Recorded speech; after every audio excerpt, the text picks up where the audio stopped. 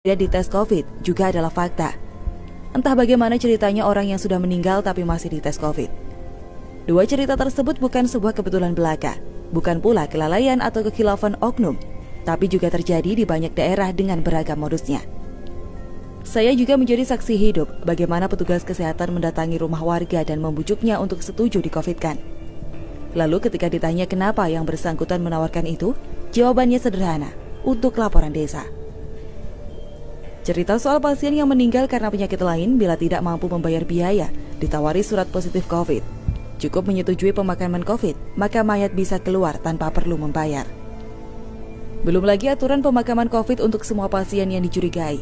Bahkan meski tidak ada gejala pun divonis dicurigai COVID, sehingga pemakamannya harus sesuai aturan COVID. Beberapa hari setelahnya, hasil tes keluar dan ternyata negatif. Berapa banyak mayat yang dimakamkan sesuai standar COVID, tapi hasil tesnya ternyata negatif? Banyak. Lalu apakah setelah itu lingkungan sekitar tahu bahwa ternyata hasilnya negatif? Tak banyak. Ini seperti hoax yang terlanjur menyebar. Klarifikasi dan permintaan maaf tak akan pernah cukup menjangkau semua orang yang sudah menerima info hoax tersebut. Berbulan-bulan kita melakukan protes. Banyak sudah yang melawan praktek jahat ini. Lalu kemarin, akhirnya Muldoko mau ikut menyuarakan, meminta pihak terkait untuk tidak memaksakan status COVID ke pasien yang sebenarnya non-COVID. Bagi saya ini jelas angin segar, angin perubahan yang langsung terdengar dari kepala kantor staf presiden. Harapannya semoga para tenaga medis yang nakal mulai tobat, mulai takut untuk main-main dengan status COVID. Tapi selanjutnya pemerintah juga perlu mencari tahu akar permasalahannya. Teguran kepada pihak rumah sakit dan tenaga medis tidak akan pernah cukup kalau kita tak paham masalah yang memotivasinya. Coba jelaskan ke publik, atau minimal cari tahu, kenapa ada pemburuan pasien dan mayat COVID? Kenapa ada tenaga medis yang mengincar penambahan pasien COVID? Kenapa ada tenaga kesehatan yang mengincar warga dengan penyakit bawaan dan menahun untuk diperiksa dan dipaksa COVID? Sebenarnya ada apa dengan mereka? Apa motivasinya? Tidak mungkin mereka melakukan ini tanpa alasan yang jelas. Memang sudah banyak kabar dan desas-desus terkait motivasi dan alasan tenaga medis bertindak nakal.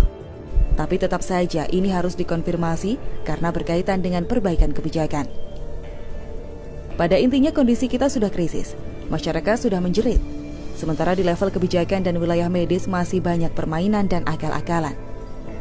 Bagi pejabat dan profesi tertentu yang punya pendapatan tetap setiap bulan dan kini mendapat subsidi, mungkin COVID ini tak mengganggu kehidupan mereka. Kebutuhan pokok tetap terpenuhi. Tapi cerita para pekerja swasta tidak sebatas masalah PHK. Bahkan makan pun kini hanya nasi dan kecap.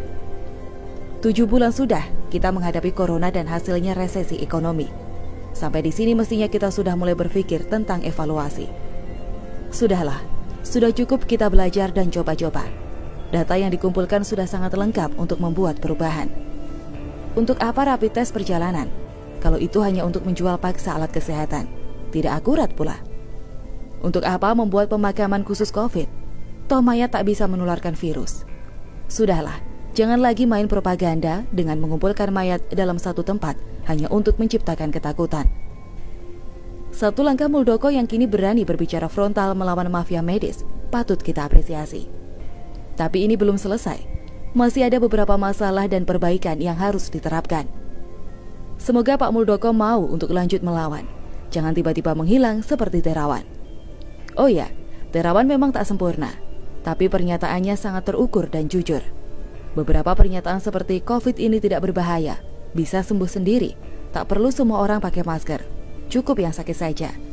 Kini semua pernyataan Terawan itu menemukan kebenarannya lewat data yang sudah kita kumpulkan.